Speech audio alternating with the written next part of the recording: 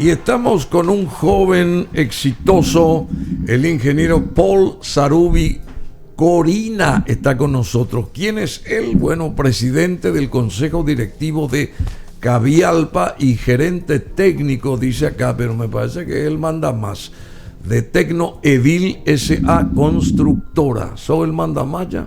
No, de ninguna manera. ¿Cómo gracias, te va? Gracias, Bruno. Gracias por la invitación, por permitirme estar acá en tu programa. Bueno, un placer. Un placer verdaderamente poder compartir este tiempo contigo y con todo el equipo acá también. Bueno, cómo no.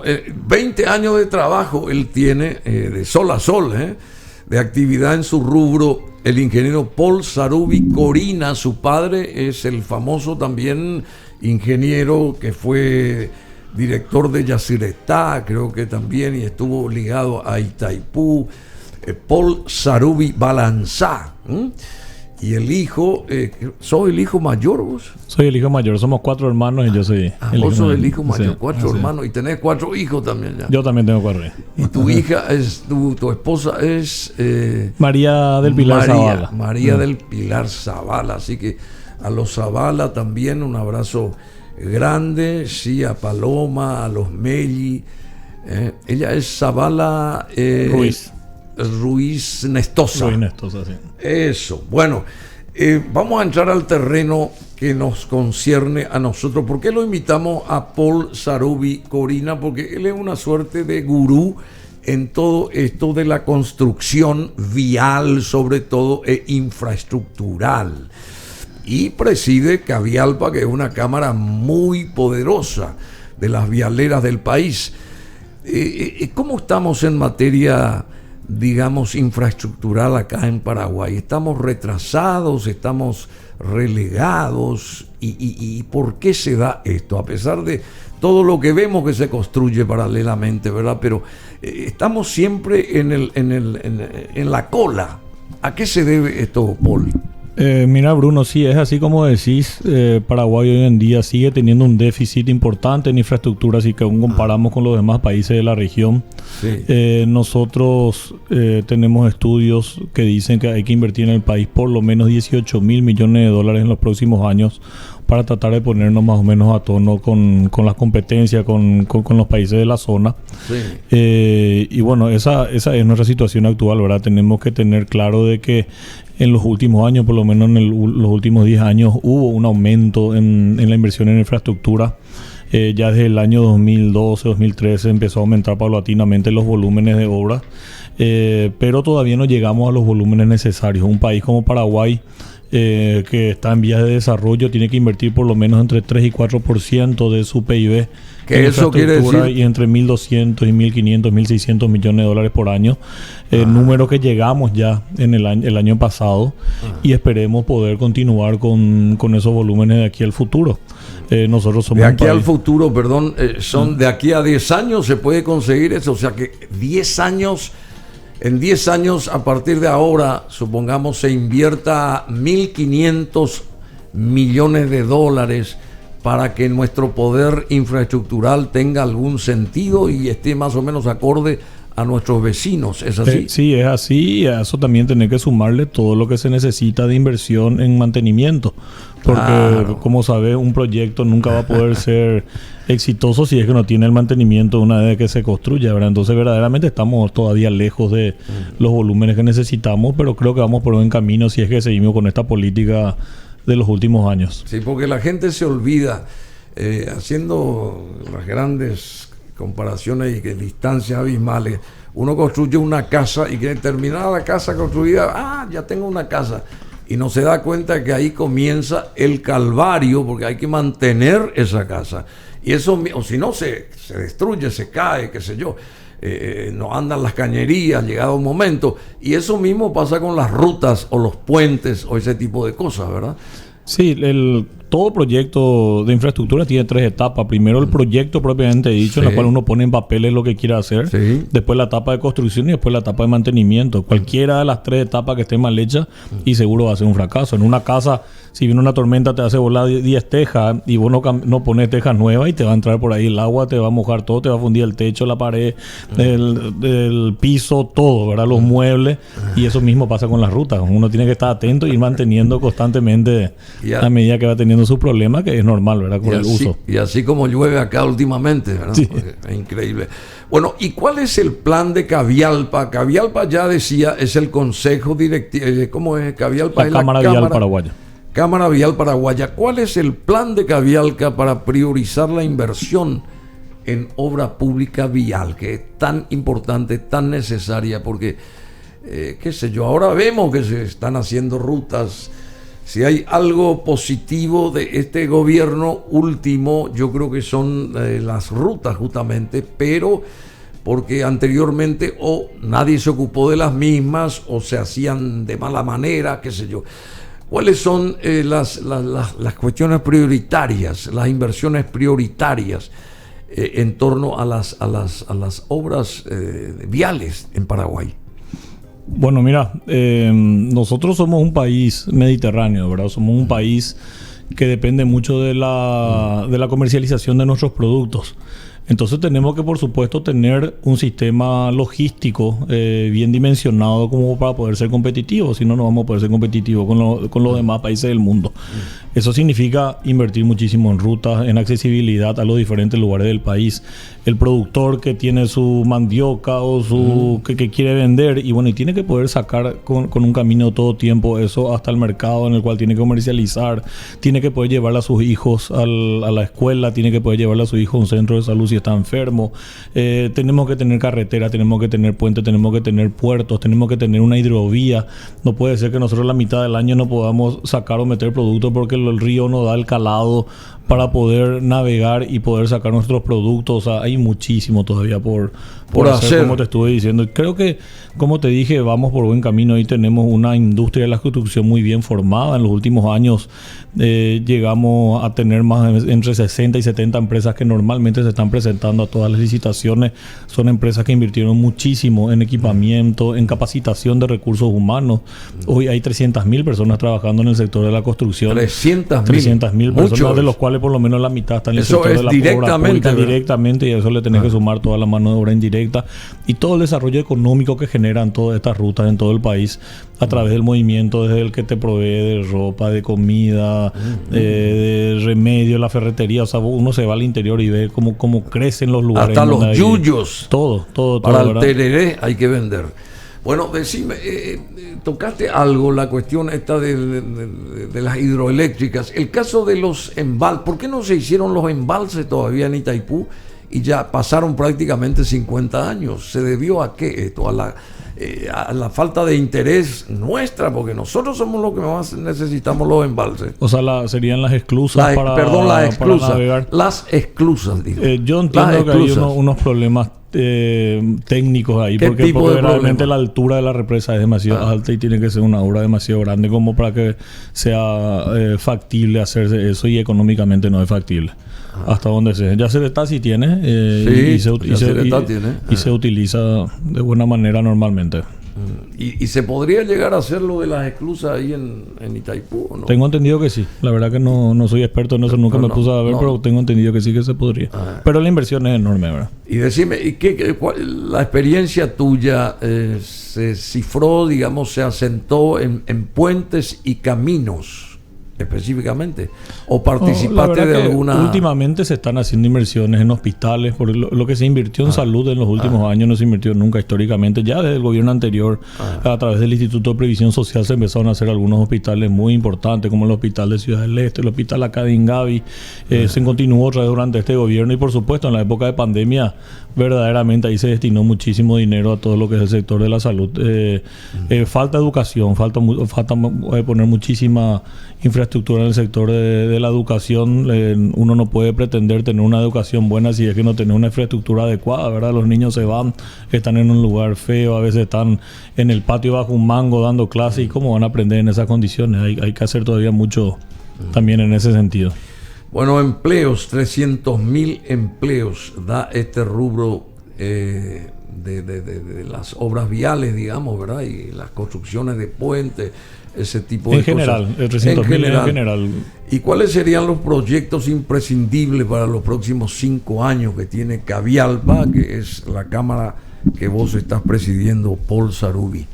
Bueno, hoy hay proyectos emblemáticos. ¿Cómo cuáles, y te puedo puntualizar, por ejemplo, toda la reconstrucción de la ruta Traschaco, desde acá, desde Benjamín Acebalas hasta Mariscal Estigarribia, y de ahí otra vez hasta Infante Rivarola. O sea, es una ruta que creo que le va a potenciar muchísimo la capacidad, el potencial económico que tiene el Chaco. Se hizo la bioceánica en su primera etapa, desde Carmelo Peralta hasta Loma Plata. Se está haciendo ahora el puente Carmelo Peralta con Puerto Montiño para tener conectividad con el Brasil. Falta la tercera etapa. Esa es un proyecto muy importante desde Mariscal Estigarribia hasta Pozo Hondo, como para poder unirte ahí con Argentina y salir hasta el Océano Pacífico. Se está haciendo la defensa costera de Pilar, obra importantísima también para poder salvar toda esa ciudad de las inundaciones, y falta la primera etapa y falta la segunda y la tercera etapa que se tiene que licitar. Se está haciendo el puente a Caeros del Chaco, que para mí es una inversión muy importante con una rentabilidad muy alta. O sea, va a generar que tengamos conectividad mucho más rápida con el Chaco, va a desarrollar toda la zona del otro lado del Chaco, por un lado, y por otro lado yo creo que nosotros como país tenemos que terminar siendo un hub comercial para todo lo que es el norte argentino y todo el producto que tengamos internamente en Paraguay, y ahora con la bioceánica también con productos del sur de Brasil.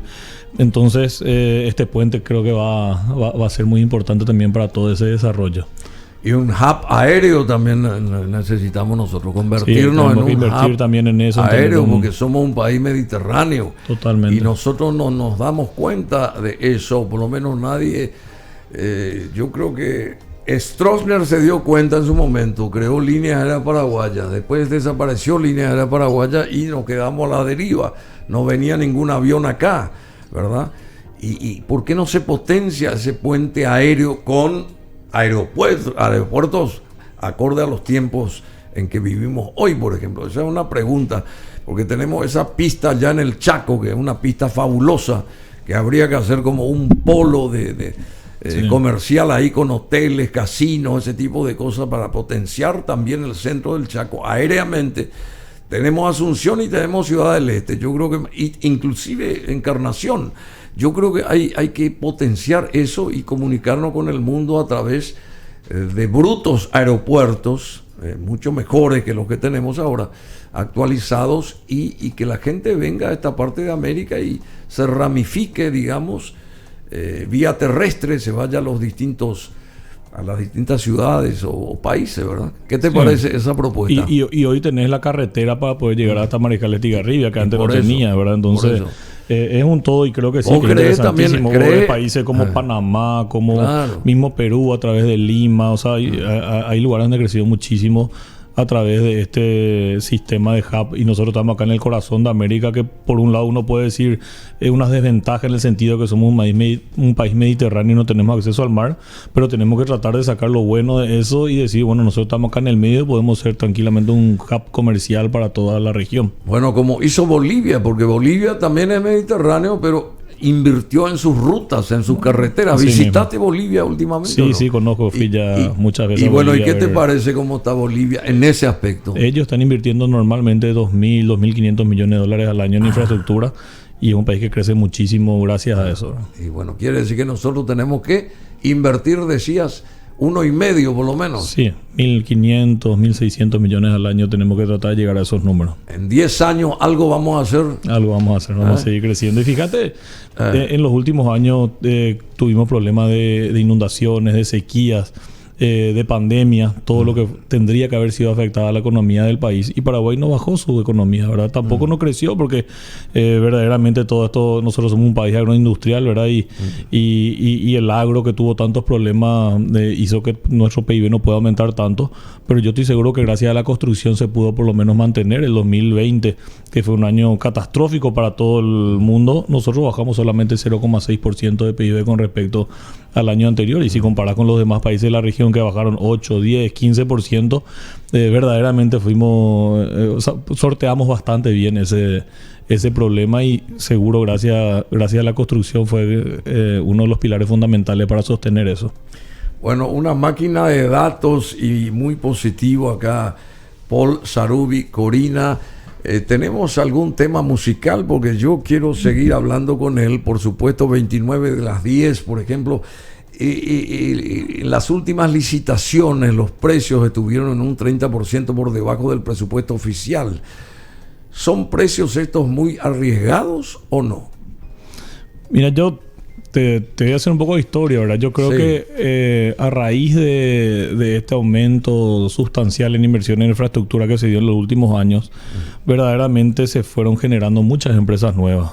Históricamente en Paraguay habían 15 o 20 empresas que trabajaban y hoy estamos llegando a casi 60 empresas que están trabajando. Y eso, por supuesto, hace que tengamos un mercado que todavía no está maduro y muchas veces hace que hayan empresas que entren a precios muy bajos solamente para poder ir ganando su posición en el mercado, ¿verdad? Y tenemos una ley de contrataciones públicas que verdaderamente obliga a adjudicar también al que tenga el menor precio, y eso a veces hace que hayan obras que se adjudiquen a precios que son bajos, pero bueno, ya dependerá de cada empresa de poder sortear esa situación y los contratos hay que cumplirlos. O sea, nosotros como gremio también siempre sostenemos de que acá lo que hay que hacer es fortalecer las instituciones y se debe cumplir con los contratos de ambos lados, ¿verdad? El gobierno tiene que cumplir con el sector privado y el sector privado tiene que cumplir con el gobierno y con la ciudadanía en general. Uno agarra un contrato y uno tiene que cumplir ese contrato. Bueno, ¿y se cumple o no se cumple? Se cumple, yo creo que se cumple. Nosotros, si vos ves, no hay muchos proyectos que veas que tengan problemas de ejecución, se van terminando los proyectos.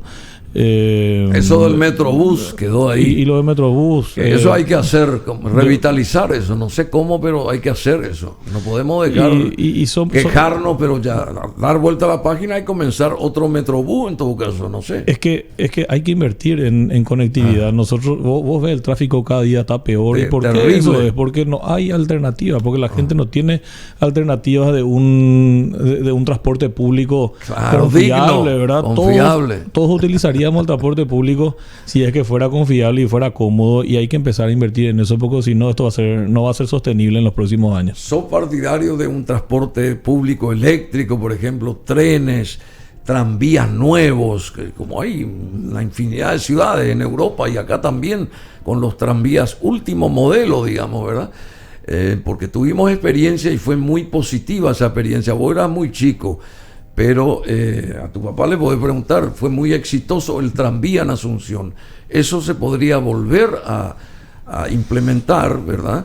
Con vehículos nuevos, por supuesto, y con redes más acorde a ciertas cosas, a ciertos sectores que están creciendo y ese tipo de cosas, porque necesitamos urgente la parte de infraestructura de transporte, que también forma parte de todo este pool de cosas que hay que hacer en cuanto a las obras públicas viales, ¿no te parece? Hay que invertir muchísimo. En el departamento central, por ejemplo, es enorme el déficit de conectividad que hay, el problema que tiene la gente para llegar hasta Asunción, porque hoy están entrando 1,5 millones de personas por lo menos todos los días a trabajar, que tardan 1 hora y media, 2 horas de venida, 1 hora y media, 2 horas de ida. Eso es tiempo que le podría estar dedicando a trabajar o a estar con su familia o a hacer deporte o a no hacer nada, ¿verdad? Pero es tiempo que están sentados en un auto con el costo que eso significa, lo que uno gasta en combustible, lo que uno gasta en cubierta y por supuesto... Y el gasto en el tiempo, claro, la hora hombre, ¿verdad? Como se le dice. Hombre, claro. Y entonces hay que empezar a invertir en eso. Acá en Central hay que invertir muchísimo y tiene que ser una inversión multimodal, desde trenes urbanos que traigan a la gente, de ómnibus que también cumplan las condiciones, que por supuesto yo ahí no quiero entrar a tallar porque no conozco los detalles, pero tenemos que tener ómnibus adecuados también a la necesidad que tiene la gente. Si el Estado de repente tiene que ayudar en algo, porque en todo el mundo el transporte en muchos lados está ayudado por el Estado, ¿verdad? Pero vos te vas a ver, y por suerte tenemos de repente la posibilidad de viajar a otros países, o hay lugares en Europa, por ejemplo, que que no hay tráfico. ¿Y por qué? Porque nadie quiere usar su vehículo porque no necesita, porque verdaderamente el transporte público es eficiente y perfecto. Suple. Entonces, hacia ahí tenemos que ir, pero no se puede, como te digo, no se puede hacer nada sin inversión, ¿verdad? Y ahí también yo quiero puntualizar algo y quiero separar. Muchas veces uno escucha que hay quejas sobre la deuda que se va adquiriendo y demás.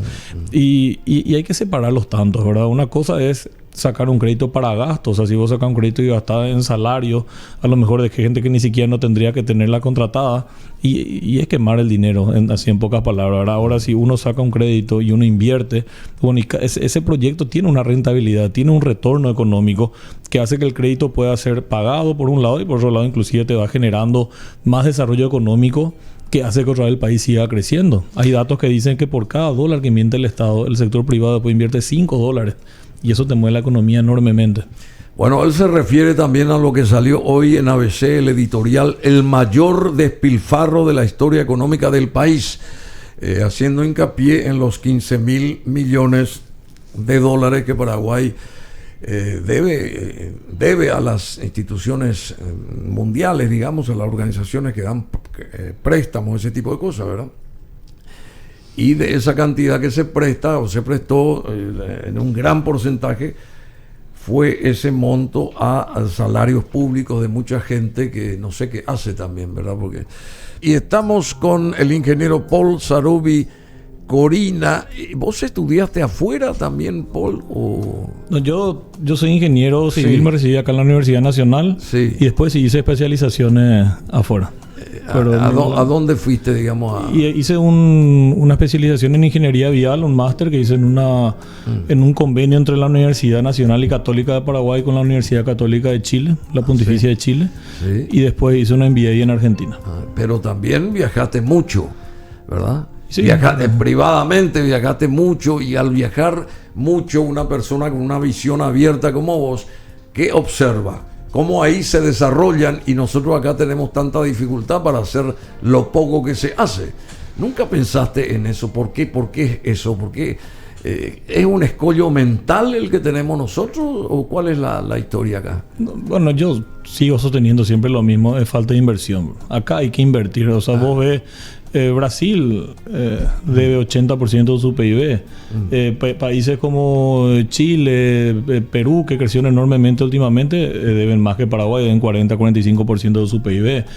Uruguay también debe mucho más. Los países europeos también, pero es cierto, hay países que tuvieron también problemas económicos por culpa de eso, pero siempre es analizar bien dónde invertir, ¿verdad? O sea, cada proyecto tiene un retorno, tiene un TIR, una tasa interna de retorno, ¿verdad? Y ahí te dice exactamente qué retorno te va a generar ese proyecto. Entonces, si vos invertís en algo y vos sabés que lo que te va a venir a la economía es mayor a lo que invertiste, ¿y por qué no invertir, ¿verdad? Y después hay otro tema. Nosotros tenemos herramientas muy interesantes en Paraguay, como la ley de concesiones, la ley de APP, la ley de 5074, que es la ley de obras por inversión privada, en el cual el Estado no tiene que poner el dinero. Por ejemplo, en el caso de la ley de concesiones y en el caso de la ley de APP, el Estado pone solamente una parte del dinero. Entonces tenemos que tratar de mover un poco más eso, ¿verdad? Las iniciativas privadas. El Estado también tiene que estar dimensionado para ello, porque tiene que estar las instituciones que se deben encargar de analizar esos proyectos y de la viabilidad de esos proyectos y aprobar esos proyectos. Tienen que tener la capacidad de poder hacerlo. Pero por ahí creo que tiene que ir también gran parte de la inversión en Paraguay. Bueno, justamente las APP y las concesiones que decías deberán implementarse, ya que la capacidad de endeudamiento del Estado está en el límite.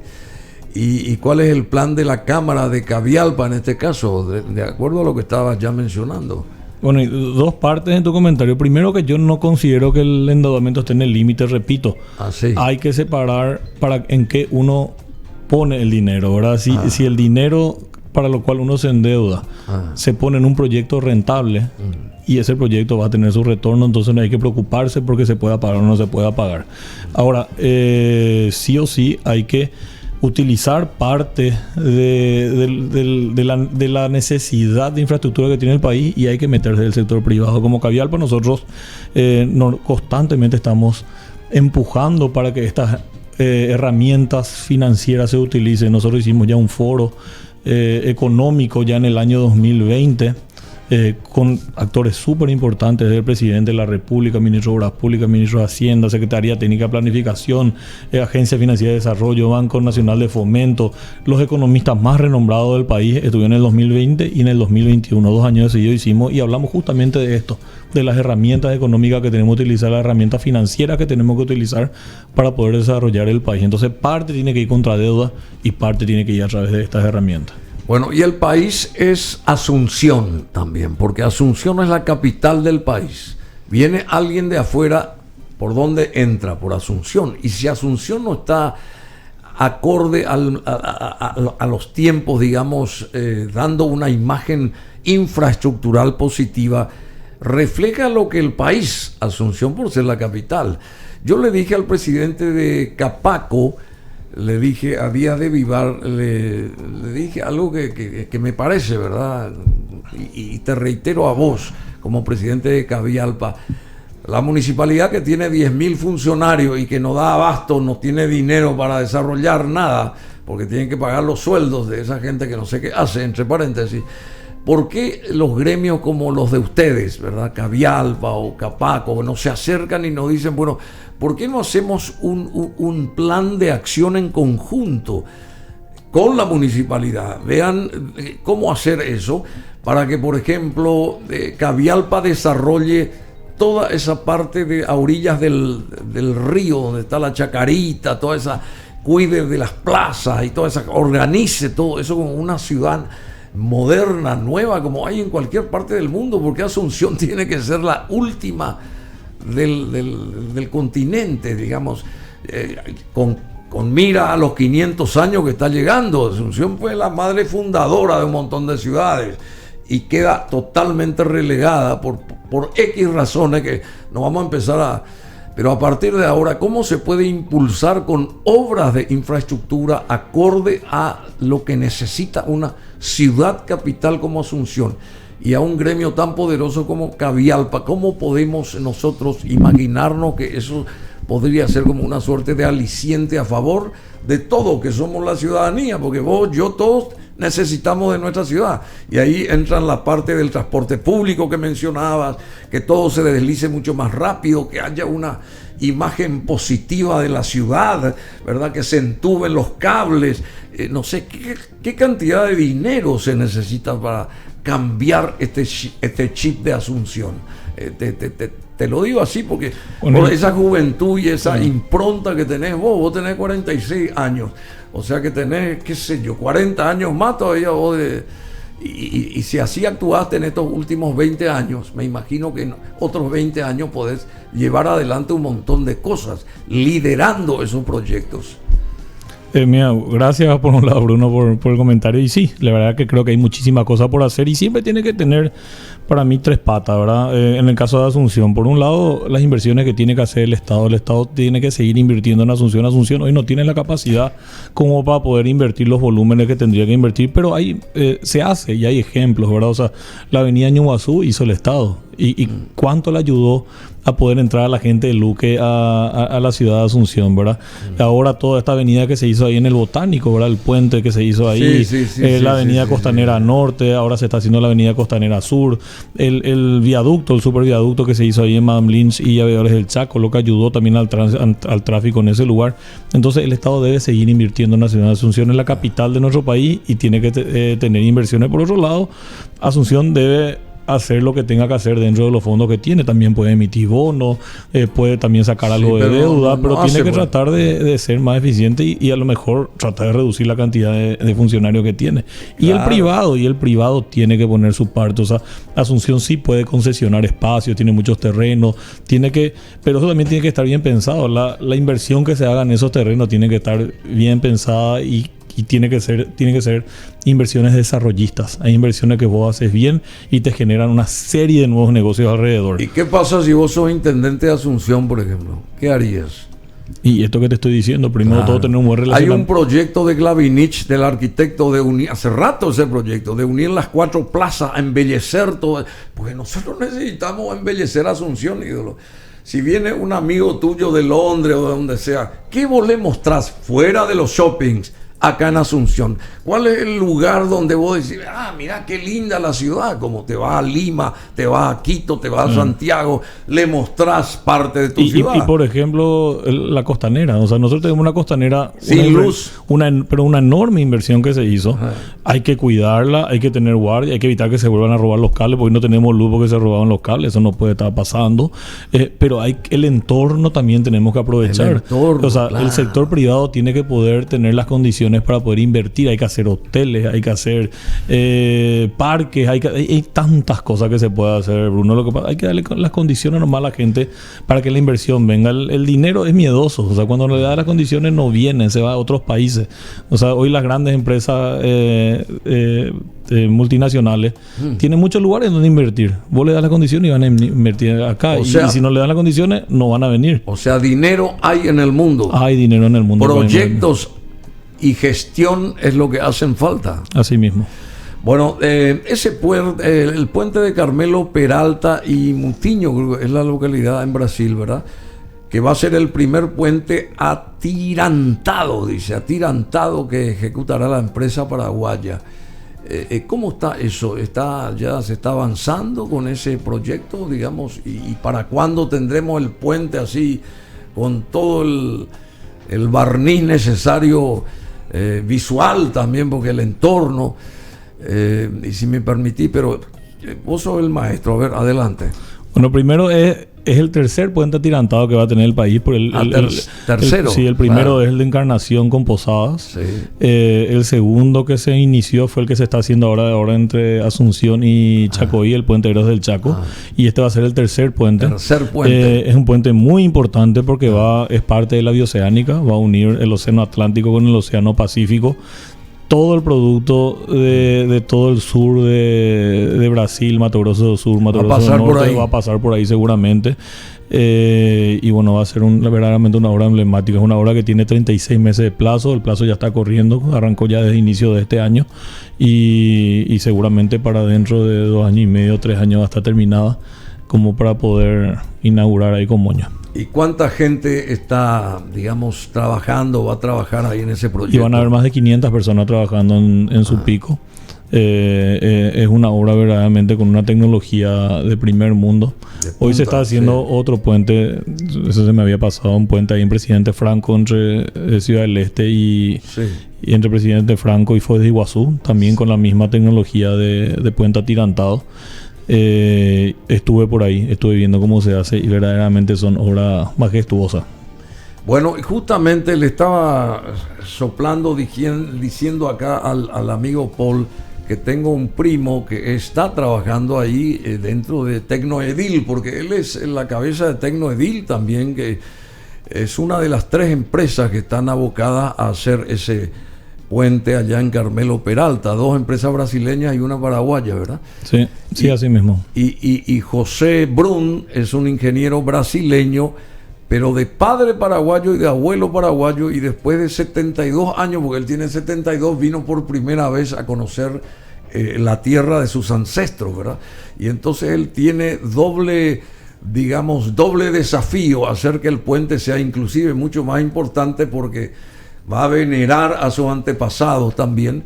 Y él es un señor, un profesional que tiene mucha experiencia, ¿verdad? Trabajó en el exterior y ese tipo de cosas, y está formando parte del equipo de Tecnoedil, tengo entendido ahora. Y yo le dije algo fundamental, porque él me hablaba de los indígenas que hay en esa región, indígenas mendicantes, por ejemplo, los indígenas que están ahí pidiendo limón así a la vera de las rutas y las cosas. Y yo le dije, ¿por qué no hacen ahí un polo turístico? ¿Por qué no se hace un pueblo indígena que va a también reforzar lo que significa ese puente y ese tránsito? Y va a ser algo nunca visto, contemplar con un préstamo internacional, qué sé yo, un monto X, para hacer un pequeñito pueblo turístico indígena, como hay en Estados Unidos, como hay, salvando la distancia, ¿verdad? Donde creo que hay 11 etnias ahí cerca, ¿verdad? Y que las 11 etnias tengan como una suerte de exposición de sus artesanías, de su esto, de su lo otro, con un hotel, pues, si alguien quiere pernoctar, rumbo al Pacífico, lo que sea, se queda un poco ahí, mira, observa, compra, y no sé, una cosa bien organizada. ¿No te gusta la idea esta? Sí, puede ser muy interesante. Y es como decía, hay mucha gente, hay muchos indígenas que viven, mucha gente ahí de pueblos originarios. Hay un plan de ayuda a los pueblos originarios que tenemos ahí en la obra. Por un lado le damos ayuda a ellos y por otro lado también le damos capacitación como para que vengan a trabajar con nosotros. La idea es tratar de insertarlos también dentro de lo que es la economía incentivarlos local, también, darle algún know-how, darle un oficio, claro, como para que también el día de mañana cuando termine la obra ellos tengan también que hacer después, y sí, la idea es meterlos dentro de la economía como para que verdaderamente sean autosustentables. Bueno, Paul, la empresa de Paul y creo que las varias empresas de Cavialpa están organizando lo de los túneles estos de Tres Bocas, ¿verdad? Sí, es una obra que estamos haciendo nosotros como Tecnodil, tenemos esa obra. Tecnodil, perdón. Sí, tenemos esa obra, estamos trabajando. Y hablarnos un poco de eso. ¿Podés hablarnos? O sea, pues, sí, puedo contar. Es una solución de tránsito que se va a ese lugar. Pero quiero que entres en detalle. ¿Cuándo se va a terminar eso más o menos? La idea es terminar a fines de este año, en el segundo semestre del año. Es una obra que da una solución de tránsito a ese lugar que siempre fue tan conflictivo. ¿Cuál va a ser el cambio ahí? Y se va a hacer un túnel, se va a hacer un paso a desnivel, con la cual acceso sur, la avenida va a pasar por debajo de lo que es ese nudo ahí de Tres Bocas. Fue una obra que tuvo sus complicaciones porque por un lado se tuvieron que hacer 37 kilómetros de camino de desvío porque es un lugar donde no hay muchos desvíos para hacer y el tránsito tenía que tirar por algún lado. Claro. Y por otro lado también al entrar a la obra nos vimos con muchos inconvenientes porque habían líneas eléctricas subterráneas, aéreas. No quiero entrar en eso justamente, solamente quiero decirte cuál va a ser la diferencia que va a haber en ese sector una vez que se termine toda esa obra de infraestructura que es enorme. El que pasa por acceso sur ya no va a frenar. No va a haber semáforo, va a pasar directamente por abajo y arriba va a haber una rotonda en la cual se van a hacer todos los giros y van a salir la gente de las calles aledañas. O sea que no vas a tener más ningún tipo de interrupción en el tránsito en ese lugar. Y en Asunción, ¿cuántos pasos ¿cómo que se dice eso? ¿Pasos de nivel? A desnivel. A desnivel se deberían de hacer, por ejemplo, en un cambio así que supongamos tenga que tener Asunción, porque Asunción tiene que modernizarse. ¿Cuántos pasos a desnivel tendría que tener más o menos Asunción? Si pensamos un poco de las necesidades actuales, y hay muchísimos nudos que ya no dan más, ¿verdad? O sea, claro. Por ejemplo, ahí frente a la terminal, por ejemplo, de República Argentina y Fernando de la Mora, ahí se tiene que hacer un viaducto indefectiblemente y va a solucionar definitivamente ese lugar. Después tenés ahí la intersección de Santísimo Sacramento con España, la intersección de San Martín con España, también es un lugar donde es enorme la dificultad de tránsito que hay. Y así hay muchos nudos en los cuales vos vas haciendo ese tipo de inversiones y solucionas definitivamente. Y ahí en Mariscal López, por ejemplo, y donde nace República Argentina y nace San Martín del otro, ahí no se podría meter eso San Martín y República Argentina por debajo de Mariscal López, por ejemplo, digo yo. Sí, o por debajo o por arriba. Muchas veces pues, también depende que llevar por debajo a dónde tirar el agua cuando llueve, ¿verdad? Porque podés hacer con sistemas de bomba y eso pues siempre es muy complicado. Eso va a ser una cosa mucho más fluida si se hace ahí, no poner porque ahí. Después tenés, por ejemplo, Mariscal López y Sacramento y Choferes del Chaco, por ejemplo, también, ahí enfrente a la Recoleta, ese es un lugar donde también se podría hacer un paso a desnivel. O sea, hay Kubitschek y Mariscal López. Hay que mucho. Se sacó el caballo del Mariscal porque ya íbamos a iniciarse la obra. Pasaron 25 años. General Santos y Mariscal López, ese también, ¿verdad? Por ejemplo, se llegó y se tiró allá el pobre Mariscal López allá entre las casuchas. Bueno, muchas cosas ahí. Y por último, y ya cerrando porque te tenés que ir, yo sé que son muy ocupados. Querido Paul, lo de Construtecnia, a ver, esta nueva feria número 22 que se está desarrollando y es la número 22, justamente arranca creo que el 11 en el Comité Olímpico Paraguayo. A ver, ¿qué nos dirías al respecto?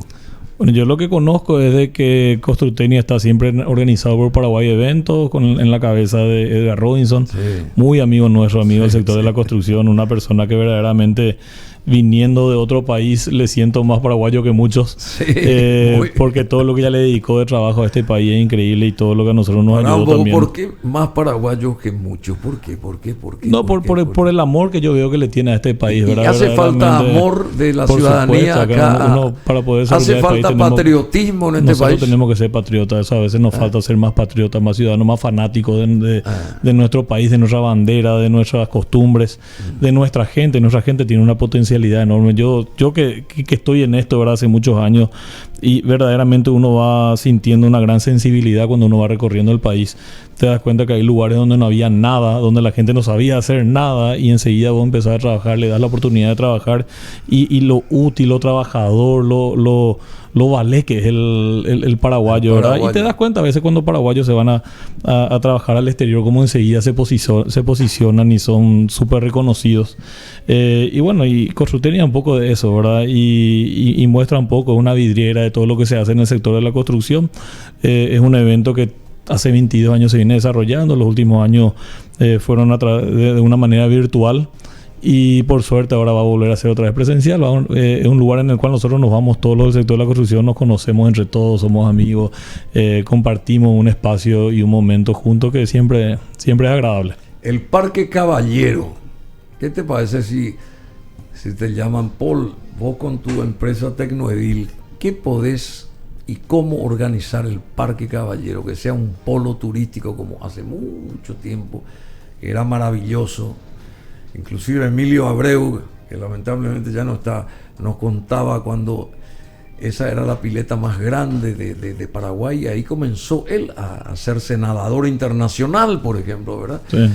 Y mucha gente ahí, nos íbamos los del colegio Goethe, nos íbamos a ir a hacer gimnasia ahí. Yo soy del colegio Goethe y llegué a hacer ejercicio ahí en el Parque Caballero cuando estábamos sobre España. Y claro, y ese tipo de hermoso, cosas. ¿Y cómo hoy está tan arrumbado eso? Y el nombre que tiene, Bernardino Caballero, se llama ese parque.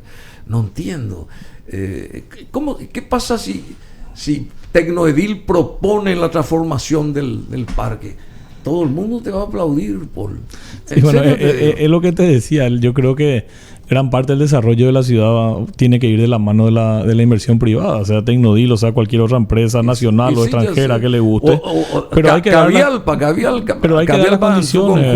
En su conjunto, Cavialpa. Y hay que dar las condiciones, Bruno. Hay que dar la seguridad también. Vos sabés que el entorno ahí tampoco no es fácil, ¿verdad? Tener un barrio ahí justamente verdaderamente es complicado, y a lo mejor cualquier inversión ahí puede ser complicada por culpa de eso. Entonces ahí también tiene que intervenir el Estado, tiene que dar seguridad, tiene que dar la alternativa también a esa gente, porque esa gente también tiene que tener en qué trabajar. Hay que hacer un desarrollo multisectorial, ¿verdad? Entre todos, como para tratar de que ese y otros lugares, tenemos que comenzar, ¿verdad? Alguna vez, Paul, porque si no, yo ya no voy a ver. Fíjate ahora, vos podés ver todavía. Se está haciendo la Costanera Sur. Y esa es una zona que tiene el mismo problema, ¿verdad? Una zona baja en la cual hay asentamientos en los cuales la gente va, y que en época de subida de agua suben a los lugares más altos, llenan las plazas que normalmente tendría que estar destinada a otra cosa, y pasa lo mismo ahí en la zona de la Chacarita, ¿verdad? Cada vez que suben las aguas y la gente tiene que subir al Parque Caballero a vivir porque no tiene dónde vivir. Y entonces hay que darle soluciones definitivas a la gente. Hay que tratar de armar lugares en los cuales uno pueda levantar a alturas superiores a las máximas crecidas y darle una vivienda digna, y por supuesto empleo, ¿verdad? Y ahí es donde también nosotros entramos. Con lo que siempre decimos, nosotros generamos una gran cantidad de empleo directo e indirecto. Entonces hay que pensar desde todos los puntos. Creo que hay mucho por hacer todavía en este país. Hay mucho por hacer todavía en este país. Y bueno, te agradecemos infinitamente. Esperemos que vengas más asiduamente aquí. Rompimos el hielo. ¿Te animás a venir por supuesto, Bruno, a dar a conocer nuevos proyectos? Siempre. Fue un momento verdaderamente muy constructivo. Creo que siempre es importante poder intercambiar ideas, poder comentar lo que uno hace de diferentes lugares, poder opinar desde diferentes puntos de vista, con visiones muchas veces distintas, porque creo que dialogando siempre tenemos que poder llegar a buenos entendimientos y entre todos juntos estirar este carro, ¿verdad? Que es el país que tenemos que seguir desarrollando y creciendo. Llevar adelante este país. Sí. Bueno, muchísimas gracias, Paul Sarubi Corina, y viene Sole Núñez, creo que ya está. Así que hola. Soledad Núñez va a estar con nosotros acá en minutos. Bueno, te agradecemos de verdad, y a todos los amigos de Cabialpa un abrazo enorme desde aquí. Estamos simplemente para poner nuestro granito de arena, ayudar, aportar, comunicar, que la gente se entere de las cosas que se hacen en Paraguay. Y esa relación con Vince, ¿cómo está? Vos sos presidente de Cabialpa y Vince, él es ministro de Obras Públicas. ¿Cómo va eso? ¿Vos creés que está haciendo él muy bien su trabajo como titular de un ministerio tan importante como es el de Obras Públicas? Sí, yo creo que sí, Bruno. Él es una persona con una gran capacidad de trabajo y de gestión. Lo que se aumentó en María Infraestructura en los últimos 10 años, en gran medida se desarrolló gracias a los ministros que tuvimos. Por suerte, hasta ahora, en el gobierno anterior hubo un ministro durante 5 años, y en este gobierno otra vez hubo el mismo ministro que comenzó hasta el día de ahora. Eso hace que se puedan hacer trabajos más a largo plazo, que es una de las cosas que necesita este país. Necesita planes de desarrollo de infraestructura y de otros sectores, ¿verdad? Por supuesto, a largo plazo. Nosotros somos muy momentáneos, muy a corto plazo siempre. Entonces, cada cambio de gobierno, cada cambio de ministro siempre significa un volver a comenzar, y ahí se pierde demasiado tiempo. Y con respecto a Vince, sí, él claramente quiere desarrollar el país. Creo que hizo una excelente gestión. Le tocó unos años de pandemia en los cuales tuvieron 30-40% de la cantidad de funcionarios que tenían antes, porque no podían, porque muchos trabajaban de manera virtual, y lo mismo ejecutaron lo que ejecutaron. Y eso hay que aplaudir, ¿verdad? Hay que valorar, ¿verdad? ¿No querés ocupar su lugar alguna vez?